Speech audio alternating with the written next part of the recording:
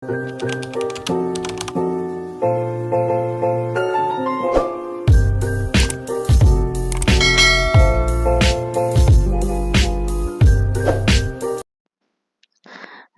Mafia Tampan bab 90. Selesai sholat, Nick pun melanjutkan rapatnya kembali.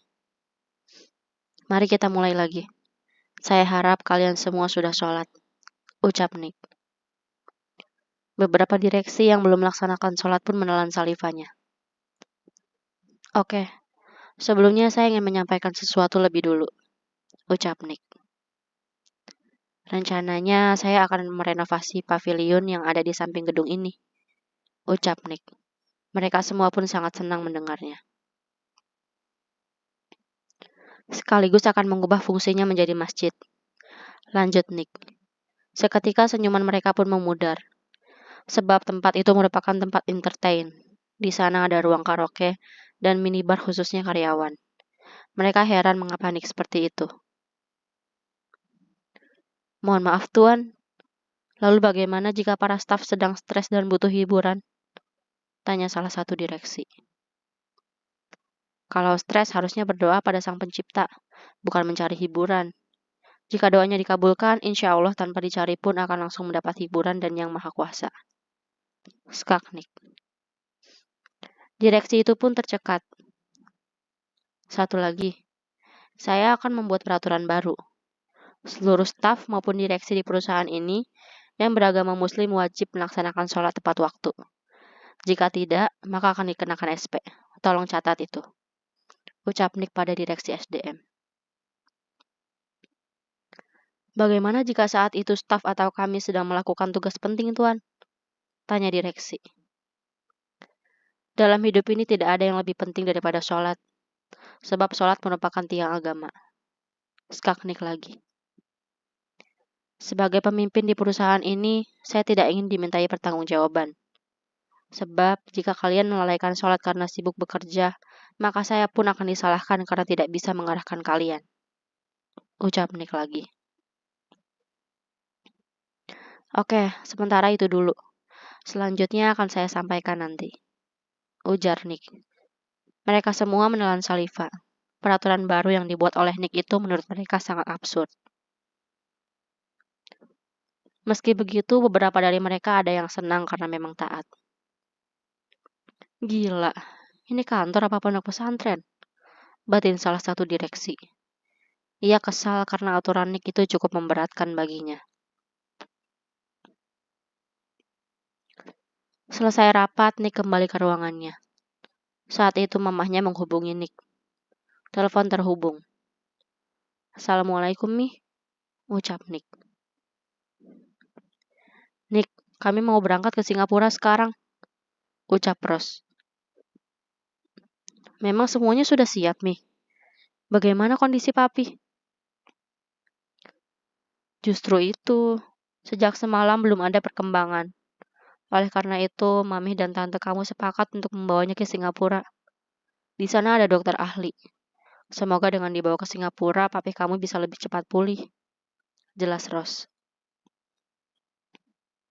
Ya sudah, apapun yang akan Mami lakukan, aku akan mendukung. Aku pun mendoakan semoga Allah memberikan kemudahan bagi Mami dan Papi. Hati-hati di jalan ya, Mi, ucap Nick. Iya, Nak. Kamu juga hati-hati ya, jaga Ima baik-baik, pesan Ros. Baik, Mi. Telepon terputus. Nick menghela napas. Ya Allah, sembuhkanlah orang tuaku, gumam Nick. Ia akan merasa bersalah jika belum sempat meminta maaf pada papihnya secara langsung. Hari itu ia sangat sibuk, sehingga pulang larut malam ke rumahnya. Assalamualaikum, ucap Nick saat memasuki rumahnya. Waalaikumsalam, sahut Ima yang ternyata sedang menanti kepulangan suaminya itu. Loh, kamu kok belum tidur sayang? Tanya Nick. Ia pikir istrinya sudah tidur. Ia pun melihat jam dan waktu menunjukkan hampir pukul 11 malam. Aku gak bisa tidur mas, pinggangnya lagi gak enak, jawab Ima. Ia mengecup tangan Nick dan Nick langsung memeluk serta mengecup keningnya. Nanti aku usap-usap biar gak pegel ya, ucap Nick sambil mengusap pinggang Ima. Ima tersenyum. Tapi kayaknya babynya pengen ditengokin deh, ucap Ima genit. Ia sengaja menawarkan diri secara tidak langsung. Ia tahu suaminya itu butuh pelepasan jika sedang lelah setelah bekerja seperti itu. Wajah Nick pun langsung berbinar. Emang gak apa-apa? Katanya sakit pinggang, tanya Nick. Sebenarnya ia pun memang sedang ingin. Namun ia tak tega karena khawatir istrinya yang sedang hamil itu tidak sanggup melayaninya. Enggak kok. Siapa tahu kalau ditengokin sakitnya jadi hilang, jawab Ima. Wah, dengan senang hati. Kalau begitu aku mandi dulu ya, ucap Nick. Ia sangat bersemangat sehingga langsung masuk ke kamarnya untuk mandi. Ima tersenyum sambil geleng-geleng kepala. Ya Allah, ringankanlah beban suamiku, gumam Ima. Jika dengan seperti ini bisa membuatnya bahagia, aku ikhlas, meski harus selalu menawarkan diriku padanya, ucap Ima. Ia pun menyusul Nick masuk ke kamar dan bersiap sambil menunggu suaminya mandi. Ima mengambil pakaian seksi kesukaan suaminya. Lingerie berwarna merah dengan bentuk seperti umbrella, panjangnya hanya sampai paha bagian atas membuat Ima terlihat begitu menggoda.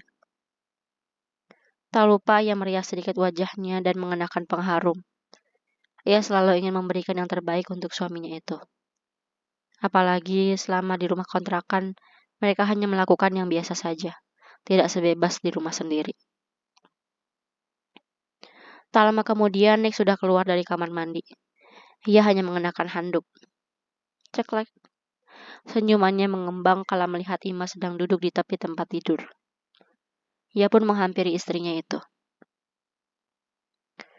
Kamu seksi sekali sayang, puji Nick. Hatinya berdebar-debar. Istrinya itu membuatnya selalu jatuh cinta lagi dan lagi. Spesial untuk suami tercinta, sahut Ima sambil menatap Nick. Nick pun langsung mencumbunya dengan begitu lembut. Kemudian Ima melepaskan handuk yang ada di pinggang Nick itu. Akhirnya malam itu pun mereka kembali bermain dengan sangat panas. Usaha Ima pun berhasil.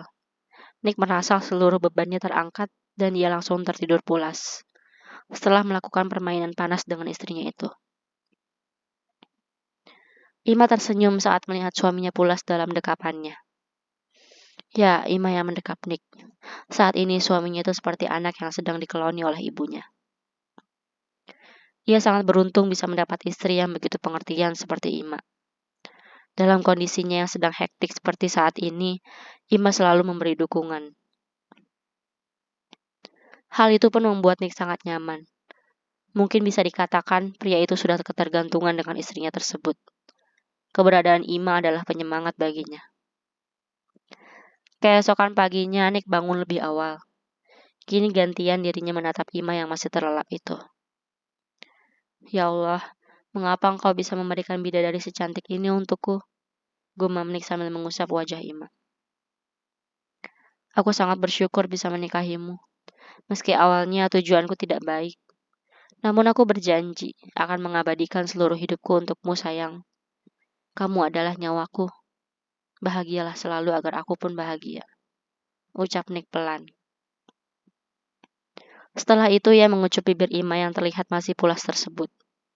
Ia membiarkan Ima tetap tidur untuk beberapa saat. Ia sadar bahwa istrinya itu tidak bisa bergadang. Nick turun dari tempat tidur, kemudian ia mandi dan melaksanakan sholat subuh. Nick sudah berjanji pada dirinya sendiri. Ia akan membahagiakan Ima dengan cara menjadi muslim yang taat. Bahkan saat ini, semua kewajibannya sudah menjadi kebutuhan bagi Nick. Nick merasa ada yang kurang jika belum melaksanakan sholat. Bahkan jika sedang tidak sibuk, Nick selalu meluangkan waktu untuk tadarus Al-Quran di depan istrinya. Ia melakukan hal itu supaya buah hati mereka bisa dengar. Tentu saja hal tersebut atas ajaran dari Ustadz Zaki. Sampai saat ini beliau masih terus memberikan nasihat pada pria itu. Bahkan saat ini Nick bisa lancar mengaji pun karena Zaki yang rutin mengajarinya. Selesai sholat, Nick membangunkan istrinya. Ia mengusap-usap kepala istrinya itu sambil bersolawat. Mendengar suara suaminya, Ima pun membuka mata. Assalamualaikum sayang, sapa Nick saat melihat Ima membuka mata. Waalaikumsalam mas, jawab Ima. Setelah itu ia memeluk suaminya tersebut. Ya Allah, terima kasih engkau telah melembutkan hati suamiku, sehingga kini ia menjadi pria yang soleh. Maaf jika aku terlalu mencintainya, gumam Ima pelan. Kamu ngomong apa sayang? Tanya Nick. Ada deh, ledek Ima sambil tersenyum. Awas kamu ya. Nick kesal karena Ima membuatnya penasaran. Saat mereka sedang bercanda, tiba-tiba ponsel Nick berdering.